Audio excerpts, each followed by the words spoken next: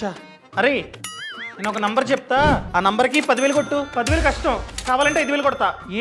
కౌశిక్, నా bank account లో 10,000 ఉన్నాయి. నేను 1వ తారీఖు నుంచి ఈ రోజు వరకు 10,000 మెయింటైన్ చేస్తున్నా. పొరపాటున ఉన్న 10,000 నీ ఫ్రెండ్ కొట్టమంటున్నావు. కొట్టేసాను అనుకో, నా బ్యాంక్ అకౌంట్ లో బ్యాలెన్స్ గుండు 0 అవుతుంది. సో అసలే నా బ్యాంకు మినిమం బ్యాలెన్స్ ని 5,000 మెయింటైన్ చేయమంటుంది. సో 5,000 ఉండవు, నేను కొట్టేస్తే 0 అయిపోతుంది. సో 5,000 మెయింటైన్ చేయలేదని చెప్పి బ్యాంకు మినిమం బ్యాలెన్స్ చార్జెస్ ని వేస్తూ ఉంటుంది. అమ్మో, నా వల్ల కదబ్బాయి ఛార్జీలు. అయ్యో అరే, మినిమం బ్యాలెన్స్ అన్నది అలా వర్క్ అవ్వదు. దాన్ని ఎగ్జాక్ట్ గా చెప్పాలంటే యావరేజ్ మంత్లీ బ్యాలెన్స్ అంటాం. దీనికంటూ ఒక ఫార్ములా ఉంది. ఆ ఫార్ములా వచ్చేసి some of daily closing balance divided by number of days in the month. అంటే ప్రతిరోజు నైట్ 11:59 కి ఎంతైతే నీ బ్యాంక్ అకౌంట్ లో డబ్బు ఉందో అది. 1వ తారీఖు రోజు క్లోజింగ్ బ్యాలెన్స్ అంతా. 2వ తారీఖు 11:59 కి ఎంతైతే అమౌంట్ ఉందో అది. 3వ తారీఖు, 4వ తారీఖు, 5వ తారీఖు, అలా 30వ తారీఖు క్లోజింగ్ బ్యాలెన్స్ ఎంత.